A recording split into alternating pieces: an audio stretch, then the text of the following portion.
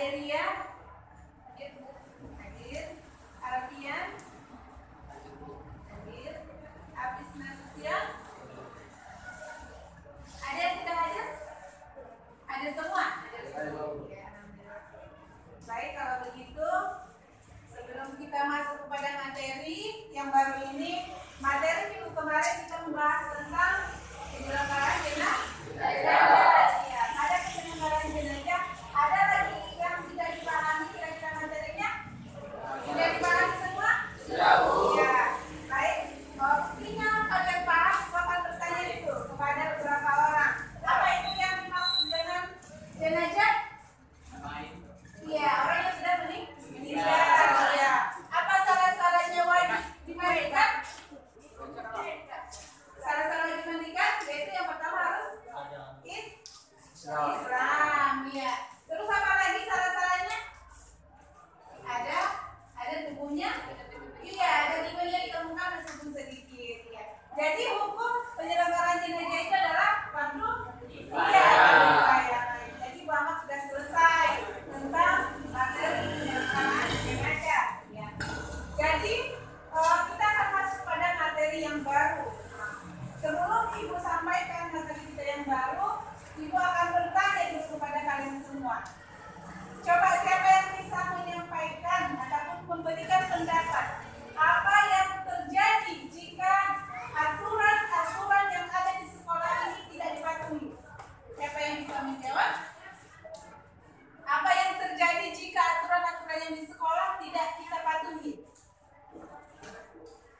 Oke, silakan. Akan mendapatkan masalah. Akan mendapatkan masalah. Iya, ada lagi? Tidak disiplin, iya. Terus ada lagi? Ada lagi kira-kira? Jika peraturan di sekolah tidak kita taati, tidak kita patuhi, maka sekolah ini akan pucat kacir, tidak teratur, gitu kan? Terus apa lagi? Tidak didapatkan kenyamanan. Nah, itu dia ya.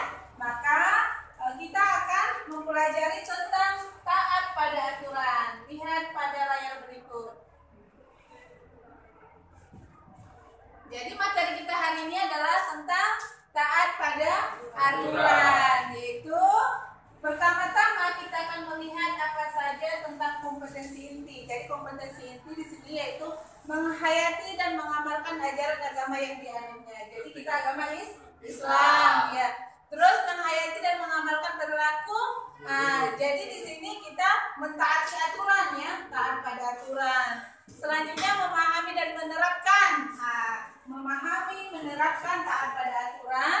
Dan selanjutnya adalah mengaplikasikan taat pada aturan. Jadi kita mengaplikasikan ataupun mengamalkan aturan-aturan yang sudah ditetapkan. Kalau kita misalnya sekarang di sekolah, berarti aturan sekolah. Ya. Masuk kita kepada materi. Taat pada aturan. Aturan itu adalah sikap tunduk kepada tindakan atau perbuatan yang telah dibuat. Berarti ketika kita berada di suatu tempat, misalnya di sekolah, kita mempunyai aturan, maka aturan yang ada itu harus kita patuhi. Nah, kepatuhan kita itu namanya tunduk. Iya, itu maksudnya ya. Kalau kita di dalam agama Islam, kita punya aturan juga kan? Ya, nah, salah satunya apa? Yaitu melaksanakan rukun Islam. Ya, melaksanakan rukun Islam. Rukun Islam itu ada berapa? Ada 5. Iya, yang pertama mengucapkan syahadat, terus Mendirikan salat, terus puasa pada bulan Ramadan, terus membayar zakat dan baiklah bagi yang mampu. Jadi itu adalah salah satu aturan-aturan yang harus kita patuhi dalam ajaran Islam. Nah, yaitu terkandung pada surah dalam Al-Quran, ya, dalam Al-Quran. Jadi aturan-aturan kita umat Islam ada di Al-Quran, terus didukung oleh hadis. Nah, hadis ataupun sunnah. Selanjutnya kita masuk kepada gerakan. Nah, Ibu akan membagi kelompok sebanyak 3 kelompok, yang mana nanti setiap kelompok itu akan membahas dan memberikan pendapat tentang permasalahan yang ibu berikan. Ya, setiap kelompok nanti berbeda-beda. Nah, permasalahannya akan dibahas dan setiap kelompok nanti ada perwakilan satu orang menyampaikan hasil dari diskusinya. Nah, dan teman-teman kelompok yang lain boleh menanggapi hasil diskusi teman ketika mempresentasikan ataupun menyampaikan hasil diskusinya. Jadi dari itu nanti maka semuanya akan mengetahui secara secara kafah, secara menyeluruh tentang materi ini gitu. Baru pada akhirnya disimpulkan oleh salah satu dari kalian. Silakan ibu kasih waktu 2 menit membagi kelompok. Kelompoknya sudah terbagi 3 sekarang, maka silakan didiskusikan tentang permasalahan yang sudah ibu berikan setiap kelompok. Silakan diskusikan selama 15 menit. Nah, dari sekarang.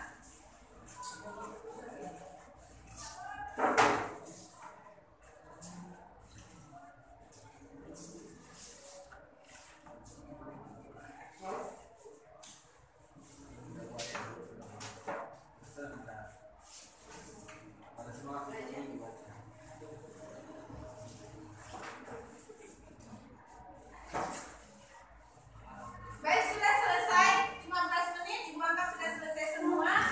Jadi kepada kelompok 1 sudah siap untuk mempresentasikan? Ya, siap. Silakan kelompok 1 sampaikan hasil diskusinya. Assalamualaikum warahmatullahi wabarakatuh. Waalaikumsalam warahmatullahi wabarakatuh. Baiklah, di sini kami dari kelompok 1 ingin menyampaikan hasil diskusi kami, yaitu kurangnya pemahaman agama sehingga banyak orang yang melanggar norma-norma agama yang ada, dan banyaknya kasus kejahatan yang terjadi sekarang ini kemungkinan besar disebabkan faktor keluarga, pertemanan, lingkungan, seperti kurangnya kasih sayang dan pola asuh yang salah. Dan di satu sisi tidak ada keinginan untuk mematuhi peraturan baik dari masyarakat, keluarga maupun di sekolah. Demikianlah diskusi dari kami. Wabillahi taufiq wal hidayah. Assalamualaikum warahmatullahi wabarakatuh. Baik, terima kasih kepada kelompok 1. Selanjutnya kepada kelompok 2 disilakan menyampaikan hasil diskusinya. Kami dari kelompok 2. Assalamualaikum warahmatullahi wabarakatuh. Waalaikumsalam warahmatullahi wabarakatuh. Kami dari kelompok 2 ingin menyampaikan hasil diskusi kelompok kami.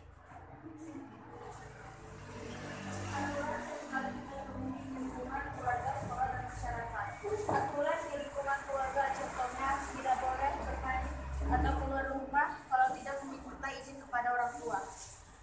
Ketika orang tua menasihati, kita tidak boleh membantah. Harus di rumah sebelum larut malam. Aturan di sekolah seperti tidak boleh cabut atau bolos saat jam pelajaran berlangsung. Tidak boleh berkelahi dengan teman, memakai pakaian rapi dan bersih. Aturan di lingkungan masyarakat, tidak boleh keluar rumah larut malam. Tidak boleh sembarangan menyebar berita atau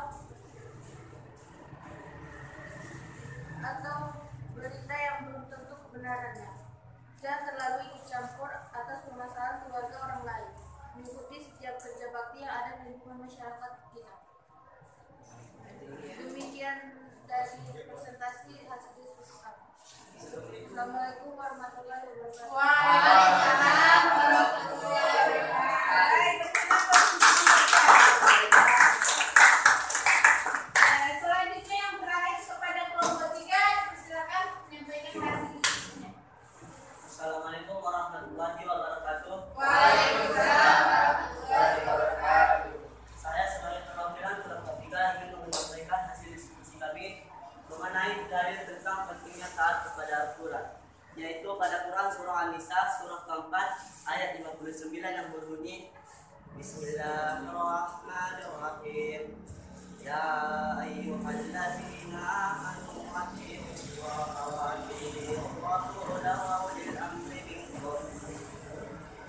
Wa in tanaza'tum fi shay'in farudduhu ila Allahi war rasuli in kuntum tu'minuna yu'minuna billahi wal yawmil akhir. Dzalika khairu wa ahsanu ta'wila. Yang artinya dengan menyebut nama Allah yang Maha Pengasih lagi Maha Penyayang. Wahai orang-orang yang beriman, taatilah Allah dan taatilah Rasul atau Muhammad dan ulil amri pemegang kekuasaan di antara kamu. Kemudian, jika kamu berbeda pendapat tentang sesuatu, maka kembalikanlah kepada Allah atau Al-Quran dan Rasul ataupun sunnahnya. Jika kamu beriman kepada Allah dan hari kemudian, yang demikian itu lebih utama bagimu dan lebih baik akibatnya. Quran Surah An-Nisa, surah keempat, ayat 59. Demikianlah hasil diskusi kami. Wassalamualaikum warahmatullahi wabarakatuh. Waalaikumsalam warahmatullahi wabarakatuh. Baik, terima kasih pada semua kelompok yang telah menyampaikan hasil diskusinya. Jadi tidak apa-apa, tetap duduk di tempat sambil hadap ke depan, ya. Sambil hadap ke depan tidak apa-apa. Ya, jadi dari hasil diskusi yang disampaikan oleh setiap kelompok tadi itu sudah merangkum semua materi kita, yaitu tentang taat pada aturan, ya. Jadi kepada salah satu di antara siswa yang ada di kelas ini, Ibu berikan kesempatan untuk menyampaikan kesimpulan yang bisa diambil dari pembelajaran kita ini, yaitu materi taat pada aturan. Silakan, siapa? Silakan, Sofian. Menerapkan perilaku mulia yang ada pada saat pada peraturan. Perilaku mulia atau ketaatan yang perlu dilestarikan adalah seperti berikut. 1. Selalu menaati perintah Allah Subhanahu wa taala dan Rasul-Nya serta meninggalkan larangannya, baik di waktu lapang maupun di waktu sempit. 2. Merasa menyesal dan takut apabila melakukan perilaku yang dilarang oleh Allah dan Rasul-Nya. 3. Menaati dan menjunjung tinggi aturan-aturan yang telah disepakati baik di rumah, di sekolah maupun di lingkungan masyarakatnya. 4. Menaati pemimpin selagi perintahnya sesuai dengan tuntunan dan syariat agama. 5. Menolak dengan cara yang baik atau halus apabila pemimpin mengajak kepada kemaksiatan atau kesesatan. Demikian penerapan perilaku mulia yang ada pada peraturan. Assalamualaikum warahmatullahi wabarakatuh. Waalaikumsalam warahmatullahi wabarakatuh. Terima kasih. Jadi semuanya dengarkan, itu dia adalah hasil yang dirangkum oleh teman kalian tentang materi kita. Jadi Ibu akan menyampaikan sedikit bahwa yang terakhir adalah hikmah. Apa hikmahnya kita taat pada aturan, ya kan? Lihat pada layar berikut. Yang pertama, hikmah ketika kita taat pada aturan yaitu hati dan pikiran tenang. Iya. Jadi kalau misalnya kita di rumah, di sekolah, di masyarakat, kita taati peraturan yang ada, maka hati dan pikiran kita kan tenang, karena tidak berseberangan dengan aturan yang ada. Gitu. Kita taat pada aturan membuat hati kita, pikiran kita tenang. Selanjutnya apa? Kehidupan lebih tertata, betul kan? Nah, kalau kalian datang ke sekolah dengan pakaian rapi, nyampe sekolah itu jam belajar, istirahat, jam pulang, itu akan tertata kehidupan kita, aktivitas kita, sehari-hari itu akan lebih tertata, gitu kan, kehidupannya. Nah, begitu juga di rumah. Kalau kalian ikuti peraturan yang ada di rumah yang dibuat oleh orang tua, maka akan lebih tertata aktivitas sehari-hari kita. Selanjutnya akan mendapatkan kemudahan dalam segala urusan, betul kan? Kalau kalian misalnya mengikuti peraturan sekolah, maka kegiatan di sekolah ini akan lancar, tidak ada masalah. Nah, tapi kalau ada salah satu di antara siswa, teman-teman kalian yang melanggar aturan, maka akan ada proses panggilan orang tua atau dipanggillah ke BK, terus masuk buku hitam, maka banyak urusannya, ya kan? Selanjutnya tidak akan ada banyak waktu yang terbuang, betul. Kalau kita mengikuti segala peraturan, tidak ada waktu yang terbuang, karena semua berjalan lancar. Kalau kita melanggar peraturan, akan banyak waktu yang terbuang. Misalnya, kalian melanggar aturan, contohnya kalian itu bolos sekolah, akan dipanggil orang tua. Seharusnya waktu kalian belajar, itu terbuang waktunya dengan diproses di BK, ataupun diproses oleh wali kelas. Maka itu akan terbuang waktunya. Tapi kalau kalian patuh kepada aturan, akan lancar semua proses pembelajaran sampai dengan pulang kembali ke rumah. Benar kan?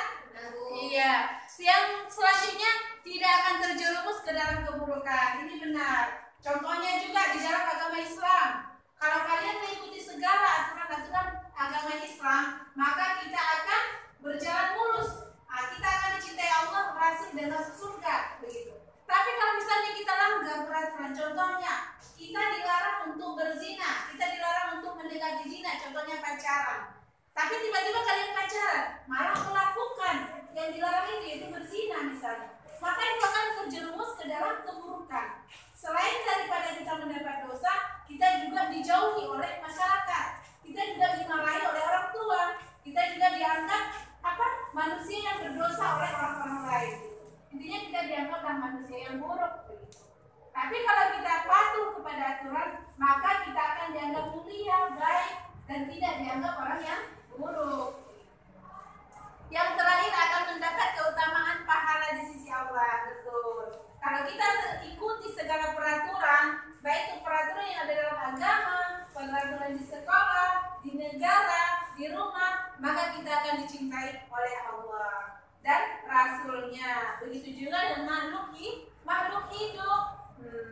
Jadi intinya semua aturan yang kita patuhi, kita laksanakan akan mendatangkan kebaikan bagi diri kita.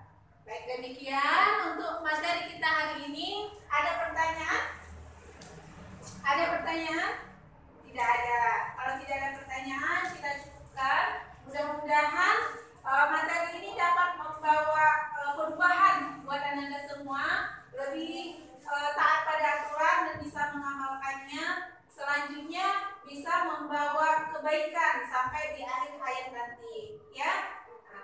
Baik, untuk tugas selanjutnya yaitu evaluasi, ya. Evaluasi, yang mana evaluasinya di sini, evaluasinya ada pada halaman 99.